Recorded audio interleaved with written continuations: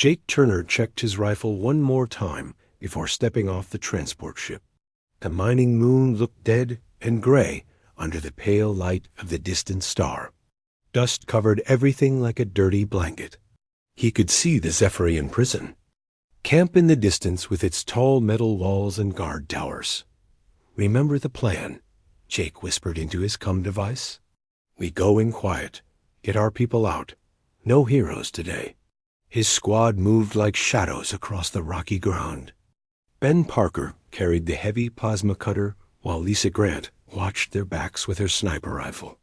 They had trained for this mission for 3 months. 18 human prisoners were being held in that camp.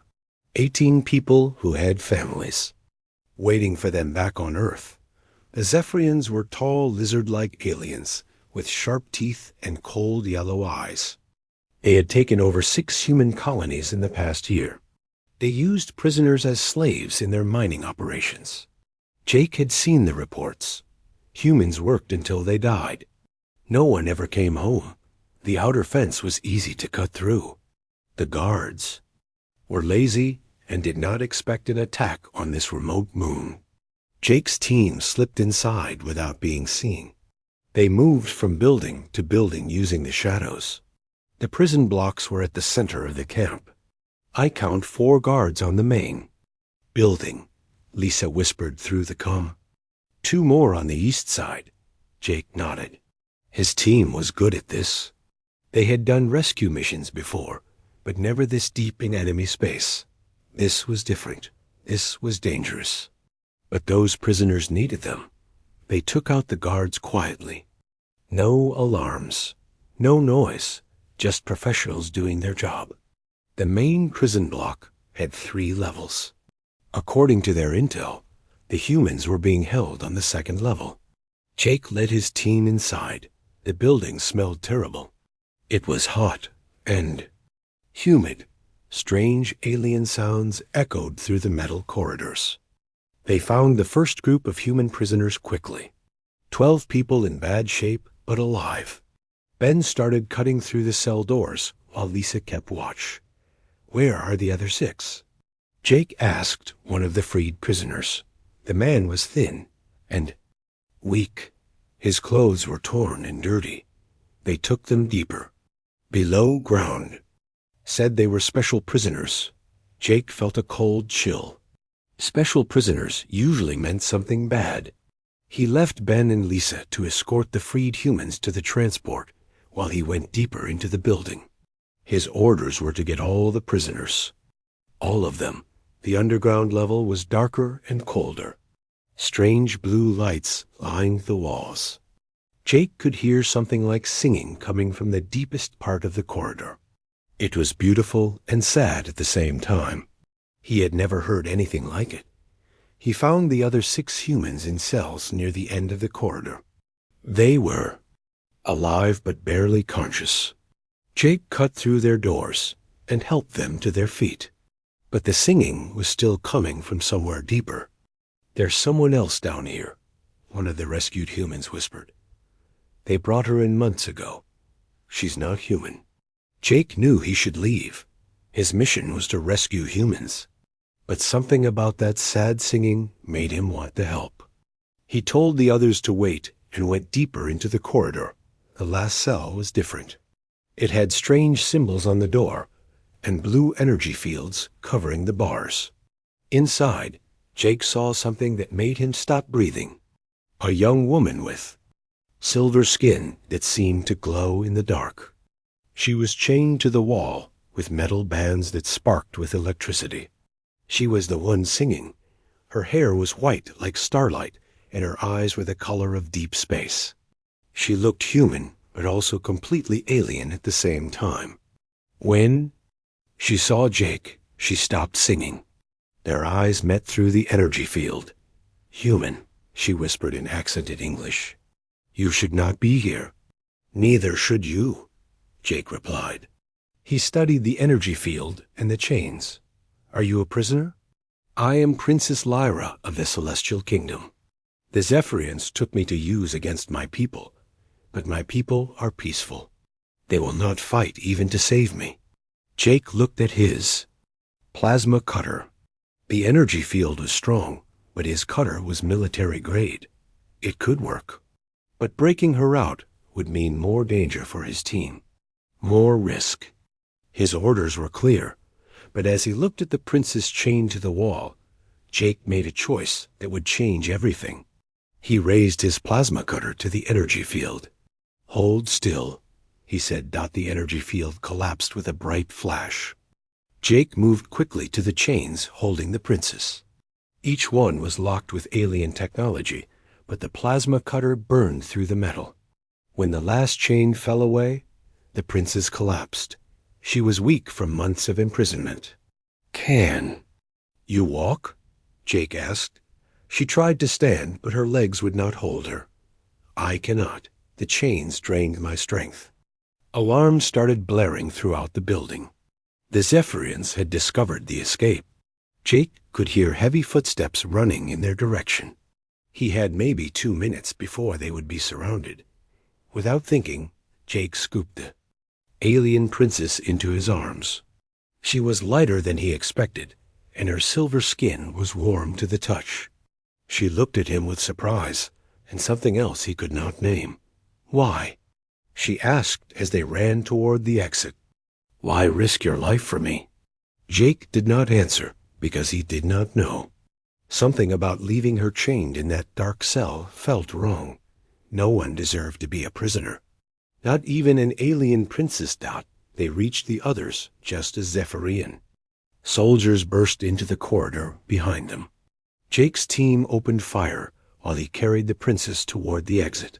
Plasma bolts flew past their heads as they ran through the prison building. "Transport is ready," Ben called through the comm. "But we've got company outside." Jake could see Zephyrian guards running toward their landing zone. His team laid down covering fire while the rescued prisoners made it to the transport ship. Jake was the last one aboard, still carrying the alien Princess as their ship lifted. Off, the princess looked back at the prison camp below. Then she looked at Jake with those deep space eyes. "You came back for me," she said quietly. "No one has ever come back for me." Jake did not know what to say to that. He just held her safely as their ship jumped to hyperspace, leaving the gray mining moon behind. But he could feel that this was just the beginning of something much bigger than a simple rescue mission. The medical bay of the USS Liberty was quiet except for the soft beeping of monitors. Dr. Amy Collins finished checking the alien princess for the 3rd time that day. Princess Lyra's silver skin was returning to its natural glow now that she was free from the energy chains. "Her vital signs are stable," Dr. Collins told Captain Ryan Hayes. "But she refuses to eat unless that Marine is present." Captain Hayes looked through the medical bay window. Jake Turner sat beside the princess's bed, showing her pictures on his datapad. She watched everything he did with intense curiosity. When other crew members approached, she moved closer to Jake like he was her shield against the world. "This is becoming a problem," the captain said. "She should be in diplomatic quarters, not following a Marine around like a lost pet." "She's not a pet," Dr. Collins replied firmly. "She's traumatized. Jake is the one who freed her. It makes sense she would feel safe with him." 3 days had passed since the rescue mission. The other human prisoners had been treated and were recovering well. But Princess Lyra was different. She would not let Jake out of her sight. When he went to briefings, she waited outside the door. When he went to the mess hall, she followed him and sat at his table. When he went to his quarters to sleep, she stood guard in the corridor. Jake did not mind. Something about the alien princess made him want to protect her. Maybe it was the way she had looked at him when he cut through her chains. Maybe it was how she had whispered, "Thank you," in her musical voice when he carried her to safety. He could not explain it. "The princess wants to learn about humans," Jake told Lieutenant Sarah Kim over lunch. "She asks questions about everything. Why we fight. Why we help strangers. Why we take risks for people we don't know. Sarah Kim was the ship's cultural officer. She had been trying to help Princess Lyra understand human customs. Her people are peaceful, Sarah explained. They've never had to fight for anything. The concept of warfare is completely foreign to them. But she's learning fast, Jake said. He looked over at the princess, who was sitting at the next table. She was trying to use human eating utensils instead of her hands. She caught him looking and smiled. It was the first time he had seen her smile since the rescue. Jake, Sarah said carefully, do you know what you've done? You saved royalty from an alien empire. This could mean war between the Zephyrians and her people. Jake had not thought about that. He had just seen someone who needed help. Would you have left her there? Sarah considered this. No, probably not. But I'm not sure the captain feels the same way. That evening, Captain Hayes called Jake to his office. Princess Lyra tried to follow, but Jake gently told her to wait outside. She did not like it, but she obeyed. Through the office window, Jake could see her pacing in the corridor like a caged animal. Sergeant Turner, the captain began, we have a situation. The Celestial Kingdom has been contacted. They want their princess back. They're sending a diplomatic ship to meet us. That's good news, sir, Jake replied. But something in the captain's voice told him there was more. The problem is, she doesn't want to go. She's told Dr. Collins and Lieutenant Kim that she wants to stay with humans. Specifically, she wants to stay with you. Jake felt something twist in his stomach. He had not expected this. Sir, I don't understand. She's a princess. She has responsibilities to her people. That's what I told her. But she says she's learned something from humans that her people need to know. She wants to understand what makes us fight when others would run. What makes us risk our lives for strangers. The captain stood up and walked to the window. Princess Lyra was still pacing outside. When she saw them looking, she pressed her face against the window like a child. Jake, what did you do to that girl? I just freed her from chains, sir. Nothing more. No one has ever risked their life for her before. Her people are peaceful, but they're also passive. When the Zephyrians took her, her own people chose negotiation over rescue. They were willing to let her remain a prisoner rather than fight. Jake felt anger rise in his chest. They were going to leave her there? It's their way. They don't believe in violence, even to save their own princess. But you did. You went into that cell and cut her free without knowing who she was or what it might cost you. The captain sat back down. She's never seen anything like human courage before. To her, we're something new in the galaxy, something worth studying. What are you saying, sir? I'm saying that Alien Princess has developed feelings for humanity that go beyond gratitude. She sees something in us that she wants to understand. And she's focused all of that on you because you're the one who showed her what we're capable of. Jake thought about this. In the past 3 days, he had watched Princess Lyra learn to eat human food, try to understand human jokes, and ask endless questions about Earth and its people. She was like a student trying to master a difficult subject. There's something else, the captain continued. The Zephyrians are not happy about losing their prize prisoner. They've sent ships to look for us. Having a celestial princess on board makes us a target. Are we in danger, sir? We're always in danger out here, but yes, more than usual. The question is, what do we do with the princess when her people arrive? Jake looked out at Princess Lyra again. She had stopped pacing and was now sitting on the floor with her back against the wall. She looked small and lost, nothing like the royalty she was supposed to be. I think we should ask her what she wants, sir, and if she chooses to stay. Jake had not considered this possibility. Princess Lyra staying with humans seemed impossible. She was alien royalty. She had duties and responsibilities. But when he thought about sending her away, something inside him rebelled against the idea. I don't know, sir, but she saved my life during the escape. When those Zephyrian guards were shooting at us, she used some kind of mental power to warn me about an ambush. She could have stayed quiet and let me die. Instead, she helped me save my team. The captain raised an eyebrow. She has mental powers? Some kind of telepathy, I think. She knew where the enemies were hiding before I could see them. She guided me through the prison like she could read minds. Interesting. And you didn't report this? I wasn't sure what I experienced, sir. Combat situations can be confusing.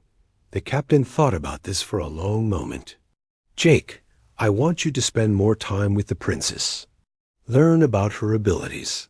Find out what she really wants. And try to understand why she won't leave your side. Yes, sir. But be careful. We're dealing with something bigger than a simple rescue mission now. That princess represents a bridge between humans and an advanced alien civilization. What happens next could affect the future of both our species. Jake left the captain's office and found Princess Lyra exactly where he had left her. She looked up at him with relief and stood quickly. You were gone for a long time, she said in her musical voice. I'm sorry. The captain needed to talk to me about your situation. Her face fell. My people are coming for me. Yes. How did you know? I can sense thoughts sometimes. Your captain is worried about many things. War, diplomacy, the safety of his ship. She paused. He is also worried about you. Jake felt a chill. If she could read minds, what had she learned about him? What do you mean? Princess Lyra looked at him with those deep space eyes. You are different from other humans. You have a protector's heart. It calls to me in ways I do not understand. Before Jake could ask what she meant, alarms began blaring throughout the ship. Red lights flashed in the corridors as crew members ran to their stations. Battle stations, came the announcement over the comm system. All hands to battle stations. Zephyrian ships had been detected on approach. Jake grabbed Princess Lyra's hand without thinking. Stay close to me. She squeezed his hand and nodded. Always, she said quietly. I will always stay close to you. The bridge of the USS Liberty was chaos. Officers shouted reports, while red warning lights flashed across every screen. Captain Hayes stood in the center of it all, his face grim as he studied the tactical display. 3 Zephyrian battleships coming in fast, reported the tactical officer. They'll be in weapons range in 10 minutes. Jake rushed onto the bridge with Princess Lyra close behind him. Several crew members stared at the alien princess, but no one had time to object to her presence. The ship shuddered as the engines pushed to maximum speed. Captain, Jake said, permission to take the princess to a safe location.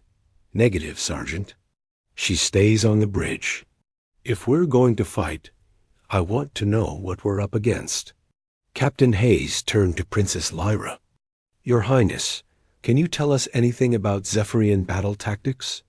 Princess Lyra moved closer to Jake, her silver skin dim with worry. They do not expect resistance. In 600 years, no one has fought back against them.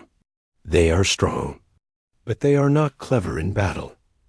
Meaning what exactly? The captain asked. They attack in straight lines. They do not change plans during battle. They expect enemies to run or surrender. She paused, her eyes unfocused. The lead ship commander is named Admiral Vexstar. He is very angry about losing me. He wants to make an example of your ship. Jake felt a chill. How do you know that? I can sense his thoughts from here. He is broadcasting his anger like a beacon. Zephyrians are not good at hiding their emotions. Captain Hayes exchanged a look with his tactical officer. Can you tell us more about their ships? Weapons? Defenses? Princes. Lyra closed her eyes and concentrated. When she opened them again, Her voice was distant and strange.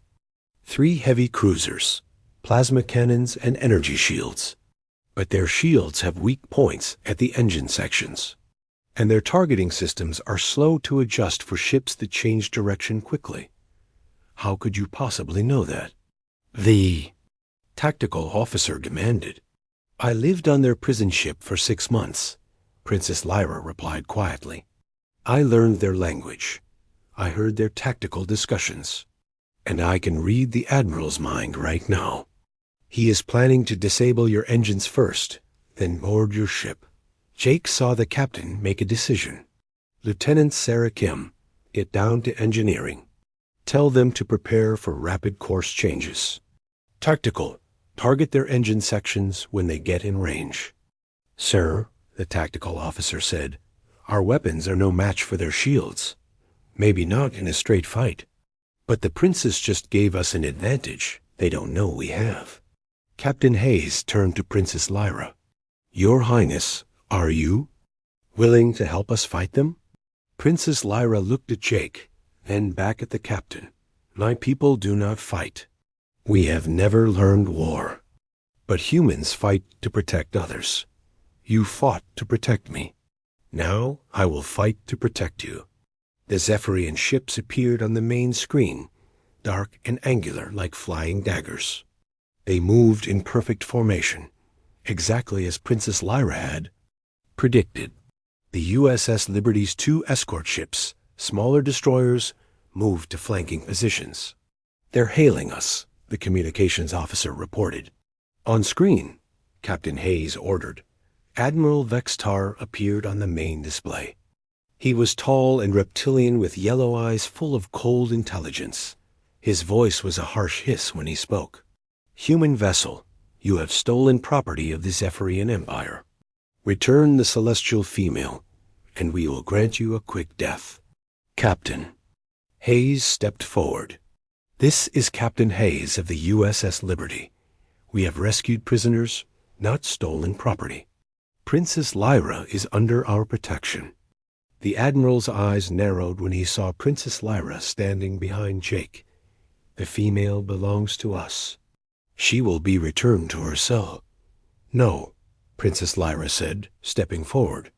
Her voice carried a strength Jake had never heard before. I belong to no one. These humans freed me from your chains. Now I choose to stand with them. Admiral Vextar's face twisted with rage. Then you will die with them. All ships, attack formation. Destroy the human vessels. The transmission ended. On the tactical display, the 3 Zephyrian ships spread out and began their attack run. Their plasma cannons charged with deadly energy. Here they come, the tactical officer announced. Brace for impact. But Princess Lyra grabbed Jake's arm. Her eyes were wide with concentration. The middle ship will fire first, at your left engine. Tell your pilot to turn right, now. Hard to starboard, Captain Hayes ordered without hesitation. The USS Liberty twisted to the right, just as a massive plasma bolt streaked through the space where they had been. The ship's hull rang like a bell from the near miss. How did she know that? Someone whispered. I can hear their targeting commands, Princess Lyra explained. Their admiral is thinking very loudly. Left ship will fire next. At your bridge, drop down. Emergency dive, the captain shouted. Again the ship moved just in time. The second plasma bolt missed by meters. The crew started to understand what was happening. The alien princess was reading the enemy's minds and giving them advance warning of every attack. This is impossible, the tactical officer said. No one can predict enemy fire like this. But Jake was beginning to understand. Princess Lyra was not just predicting attacks. She was experiencing something no one in her peaceful species had ever experienced before. She was learning to fight. Fire on the middle ship's engines, she said suddenly. Their shield generator just overloaded from firing too quickly. Fire, Captain Hayes ordered. The USS Liberty's weapons struck exactly where Princess Lyra had directed. The Zephyrian ship's shields flickered and died. Secondary explosions rippled along its hull as the engines went offline. Admiral Vextar's voice came over the com, full of rage and confusion. How are they doing this? Humans don't have telepaths. Princess Lyra smiled for the first time since. The battle began. No, they don't. But I do. And I am with them now. The battle continued for 20 minutes. With Princess Lyra's guidance, the human ships danced around the Zephyrian attacks like they could see the future. She warned them of every plasma bolt, every missile, every tactical maneuver before it happened. But more than that, she began to understand human battle tactics. She watched Jake and the other crew members work together with perfect coordination. She saw how they took risks to protect each other. She learned that humans fought not just to win, but to save the people they cared about. "The Admiral is planning to ram your ship," she announced. "He would rather die than let me escape again." "Can we stop him?" Captain Hayes asked. Princess Lyra looked at Jake with those deep space eyes. Something had changed in her expression. She looked older somehow, wiser. "Yes, but I need to do something my people have never done before." "What?" Jake asked. "I need to fight back." Princess Lyra closed her eyes and concentrated harder than she ever had before. Jake could feel something change in the air around her. Energy seemed to flow from her silver skin. When she opened her eyes again, they were glowing with inner light. "Admiral Vextar," she said, her voice carrying across the com system without. "Anyone opening a channel. You want me? Then face me yourself. Land your ship and meet me in combat." The Zephyrian Admiral appeared on screen again, his face shocked. "You cannot reach me, female. You are weak and broken." I was weak and broken. But humans taught me something new. They taught me that sometimes you must fight to protect the people you love. Princess Lyra raised her hand and pointed at the Admiral's ship. Energy flowed from her fingers like silver lightning. The Zephyrian vessel shuddered as its systems began to fail. "This is not possible," the Admiral hissed. "Celestials do not have this power." "Celestials who learn from humans do," Princess Lyra replied. The Admiral's ship lost power and began to drift. The other two Zephyrian vessels, seeing their leader defeated, retreated into hyperspace. The battle was over. Jake stared at Princess Lyra as the energy faded from her eyes. She swayed on her feet, and he caught her before she fell. "I did it," she whispered. "I fought back. I protected my friends." "Yes, you did," Jake said softly. "You were amazing." Captain Hayes looked around his bridge at the crew members who were all staring at the alien princess with new respect. "Your Highness," he said formally, "on behalf of the crew of the USS Liberty, thank you. You saved all our lives today." Princess Lyra looked up from Jake's arms. "You saved my life first. Now we are even." But Jake knew they were far from even. Something had changed during the battle. Princess Lyra was no longer just a rescued prisoner. She had become something new, something her people had never been before. She had become a warrior. 2 weeks after the battle with the Zephyrians, Jake stood on the observation deck, watching the most beautiful fleet he had ever seen approach the USS Liberty. The Celestial Kingdom ships looked like they were made of crystal and starlight. They moved through space with elegant grace, their hulls shimmering with colors that had no names. Princess Lyra stood beside him, her silver skin reflecting the light of her people's vessels. She had grown stronger since the battle, more confident in herself. But Jake could sense her tension as her father's flagship drew closer. "Are you nervous?" he asked. "Yes," she admitted. "My father will not understand what I have become. To him, I am still the sheltered princess who was taken from her garden 6 months ago. But you're not that person anymore." Princess Lyra turned to look at him. Her deep space eyes held wisdom that had not been there before. "No, I am something new, something my people have never seen. I am a celestial who has learned to fight. Captain Hayes entered the observation deck wearing his dress. Uniform. Behind him came Dr. Amy Collins and Lieutenant Sarah Kim. They were preparing for the most important diplomatic meeting in human history. Princess, the captain said formally, your father's ship is requesting permission to dock. Are you ready? To see him? Princess Lyra straightened her shoulders. She wore a simple white dress that made her silver skin glow like moonlight. But she also wore something new, a small human military pin that Jake had given her. It was just a simple medal. Eagle, but to her, it represented everything she had learned from humans. I am ready, she said. The docking bay had been prepared for the arrival of celestial royalty. Honor guards lined the walls while diplomats waited with nervous smiles. Jake stood with his Marine squad in dress blues, feeling awkward among all.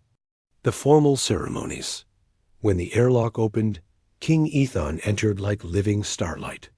He was tall and graceful, with the same silver skin as his daughter, but his presence filled the room with ancient wisdom and power. His robes seemed to be woven from cosmic energy itself. Princess Lyra ran to her father and embraced him. For a moment, she looked like the young princess she had once been. King Ethon held his daughter close, relief and joy clear on his ageless face. My child, he said in a voice like distant music. We feared you were lost forever. I was lost, father, but these humans found me and brought me home to myself. King Ethon looked around the docking bay at the assembled humans. His gaze lingered on Jake and his Marines. So these are the warriors who freed my daughter from the Zephyrian chains. Captain Hayes stepped forward.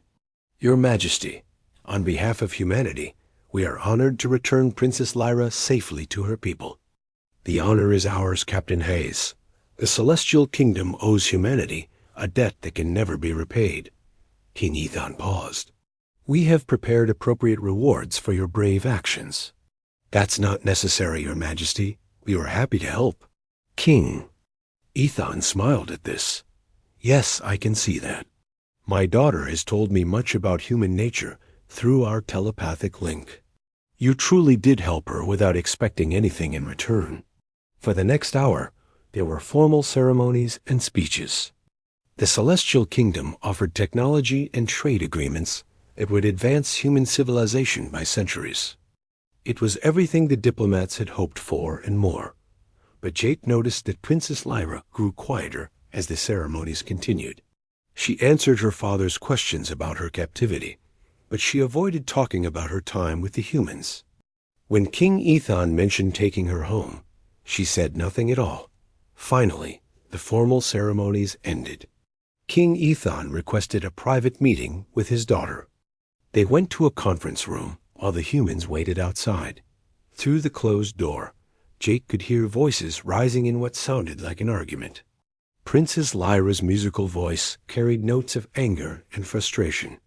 King Ethon's replies were calmer but increasingly firm. After an hour, the door opened. Princess Lyra emerged with tears in her eyes, and her father closed behind her. She walked straight to Jake, ignoring all the diplomats and officials. I need to speak with you, she said quietly. They went to Jake's quarters where they could have privacy. Princess Lyra sat on his bunk and looked around at his simple possessions. Photos of Earth, military medals, books about strategy and tactics. Things that meant nothing to celestial royalty, but everything to a human soldier. What did your father say? Jake asked. He wants me to come home immediately. He says I have been away too long, and my people need their princess back. She touched the human military pin on her dress. He does not understand what I have learned here. What have you learned? Princess Lyra looked at him with those deep space eyes. I have learned that there is more to existence than peaceful contemplation. I have learned that sometimes you must fight to protect the things you love. I have learned that courage is not the absence of fear, but acting despite the fear. She stood up and walked to Jake's small window. Outside, the celestial ships waited like patient stars. My people are ancient and wise, but they have never faced true danger. When the Zephyrians took me, they chose negotiation over rescue. They were willing to let me remain a prisoner rather than risk violence. That's their way, Jake said gently. There's nothing wrong with preferring peace. But what happens when peace is not enough? What happens when evil beings threaten the innocent, and only force can stop them? Princess Lyra turned back to him. My father thinks my time with humans has corrupted me. He thinks I have become violent and warlike. Have you? Princess Lyra considered this carefully. No. I have become something my people have never been. I have become someone who is willing to fight for others. Someone who will not stand by while innocent beings suffer.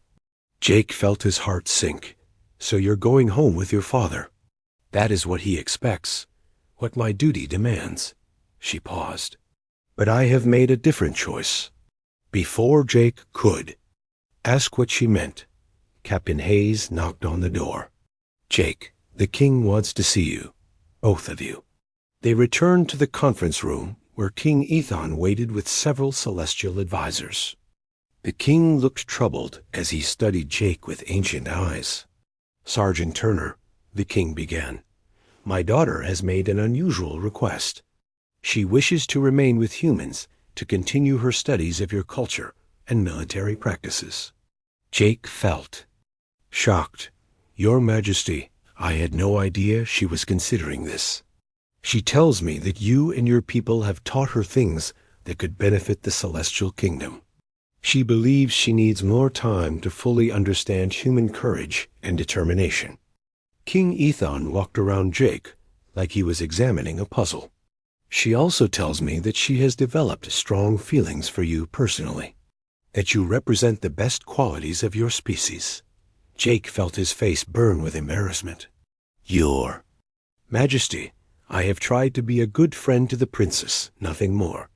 A friend, King Ethon repeated thoughtfully. Yes, she has mentioned this concept. Humans who risk their lives for each other without expectation of reward or family obligation. We have no equivalent in celestial culture. Princess Lyra stepped forward. Father, I want to establish an exchange program between our peoples. Let me stay with the humans as their first celestial student. In return, some of them could come to our worlds to share their knowledge. This is highly irregular, one of the celestial advisors said. A princess has duties to her people. My duty is to help my people grow and learn. Princess Lyra replied firmly. How can I do that if I remain sheltered in our peaceful kingdom while dangerous forces threaten the galaxy? King Ethon was quiet for a long time. Finally, he spoke to Jake directly.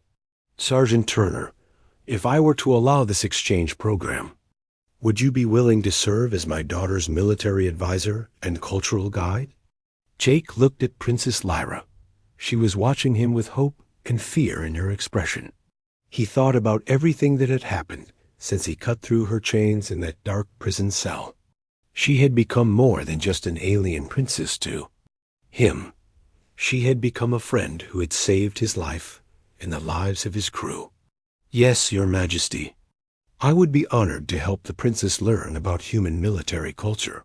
King Ethon smiled for the first time since arriving. Then it is decided. Princess Lyra will remain with your fleet for 1 year to study human ways. A group of your finest warriors and scholars will come to our worlds to share their knowledge with us. Princess Lyra's face lit up with joy. She bowed formally to her father, then turned to Jake and hugged him tightly. Thank you, she whispered in his ear.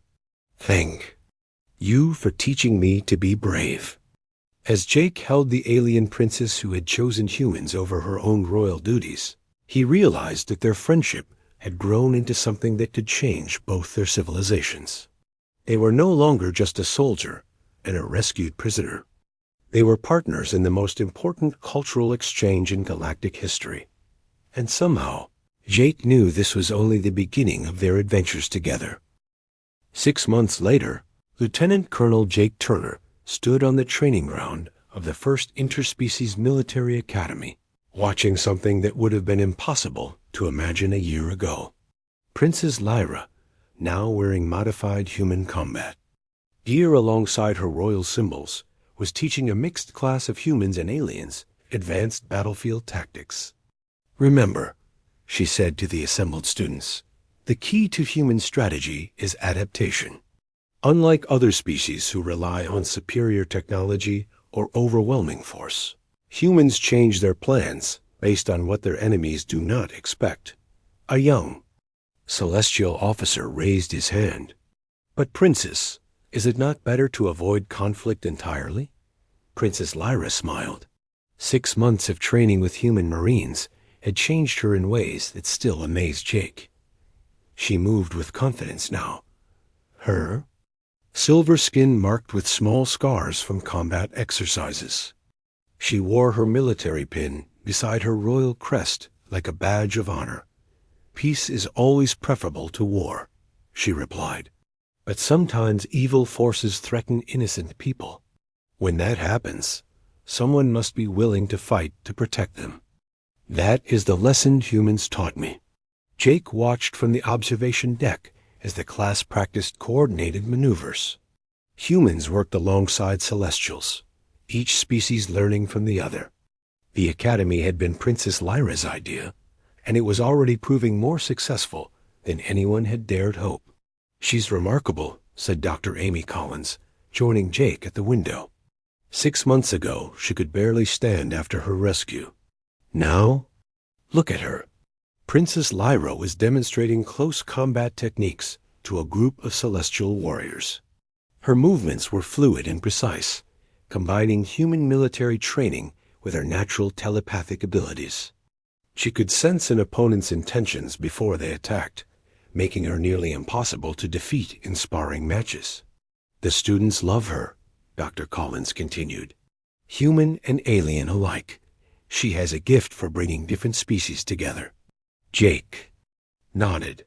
In the months since King Ethon had agreed to the exchange program, Princess Lyra had thrown herself into learning everything about human military culture. She studied strategy and tactics with the intensity of someone preparing for final exams. She trained with weapons and hand-to-hand combat until she could hold her own against experienced Marines. But more than that, she had become a bridge between species in ways no one had expected. Her royal status gave her credibility with alien dignitaries, while her combat training earned respect from human soldiers.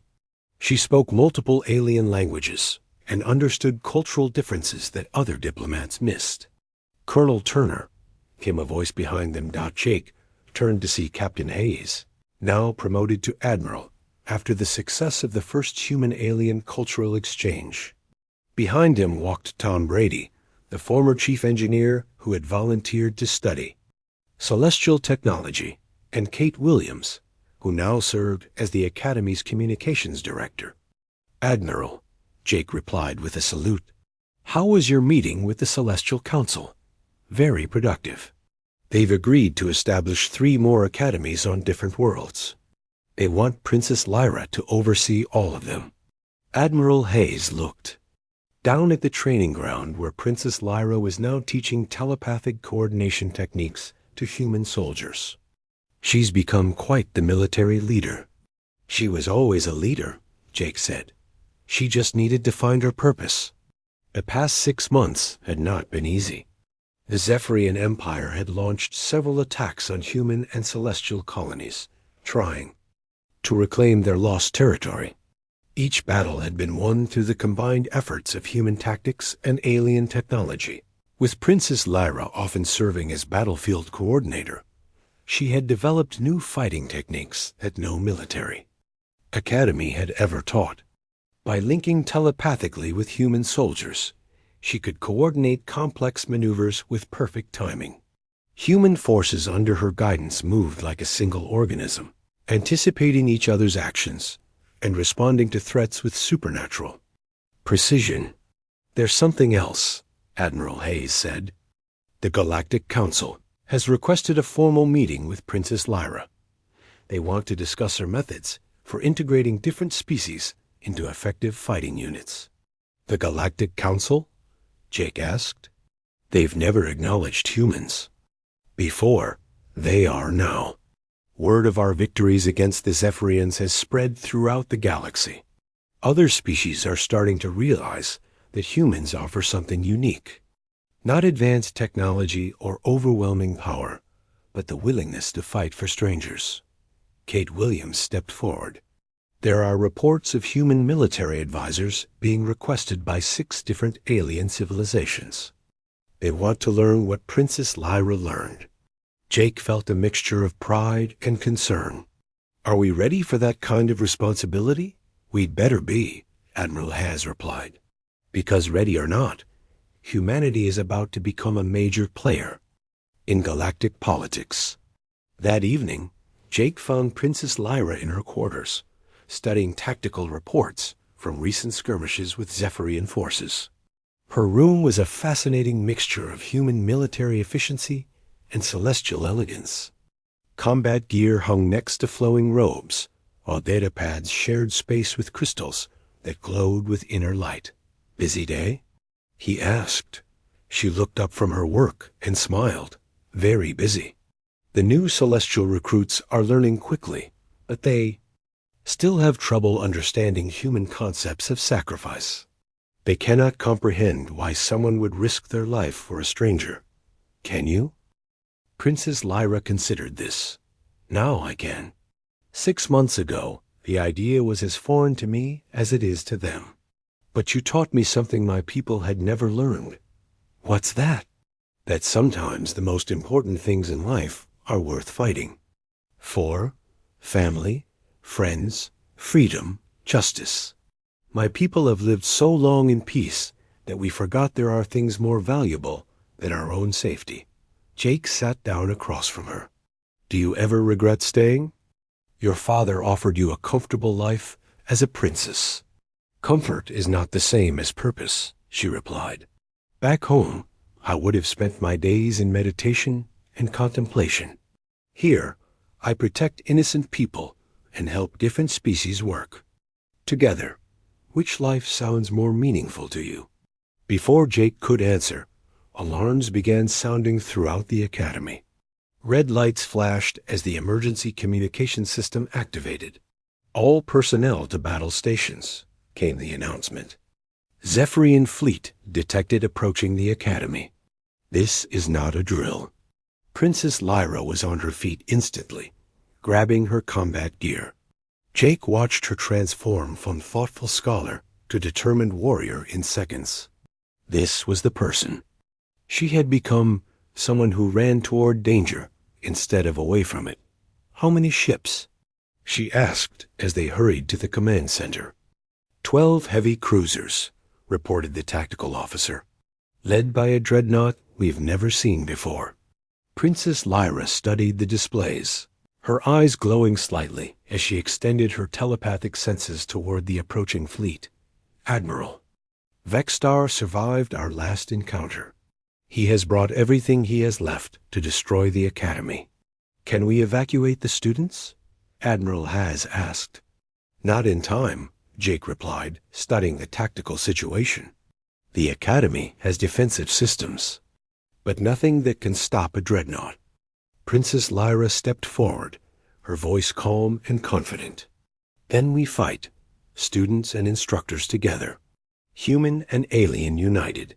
Let Admiral Vexstar see what we have built here. The next 3 hours were the most intense combat Jake had ever experienced. The Academy's mixed species defenders fought with coordination that amazed even the veteran soldiers. Human tactics combined with alien abilities created strategies that the Zephyrians could not counter. Princess Lyra commanded the defense from the Academy's operations center, her telepathic abilities linking every defender into a unified fighting force. She guided human pilots through impossible maneuvers while coordinating alien ground forces with surgical precision. When the battle was over, Admiral Vextar's fleet was destroyed and the Academy stood victorious. But more importantly, the galaxy had witnessed something new. They had seen humans and aliens fighting together as equals, each contributing their unique strengths to a common cause. Standing in the ruins of the Academy's outer defenses, Princess Lyra looked out at the stars where new ships were already arriving. Representatives from a dozen alien civilizations were coming to see this miracle for themselves. "What are you thinking?" Jake asked. "I am thinking that this is just the beginning," she replied. "Humans have shown the galaxy something it had forgotten, that courage and determination matter more than advanced technology. That fighting for others is more important than protecting yourself." She turned to look at him with those deep space eyes that had first captured his attention in a dark prison cell. "You freed me from chains, Jake Turner. But more than that, you freed me from the limitations of my own people. You taught me to be something new." "What's that?" Princess Lyra smiled and looked back at the Academy, where humans and aliens were working together to repair the damage from the battle. "A warrior who fights not for conquest or glory, but for the simple idea that everyone deserves to be free." As Jake watched ships from across the galaxy arrive to learn about human courage, he realized that their story was far from over. Princess Lyra had kept her promise to stay by his side, but she had become something greater than either of them had imagined. She was the bridge between species, the living proof that different civilizations could work together to face any threat. Alien Princess, who had once been chained in a dark cell, was now free to explore the galaxy, teaching others what she had learned from humans. And Jake Turner, the Marine who had cut through her chains, would remain by her side as they wrote the first chapter of a new era in galactic history. Together, they had shown the universe that sometimes the most powerful force in existence is not advanced technology or superior weapons, but the simple willingness to fight for others. It was a lesson that would echo across the stars for generations to come.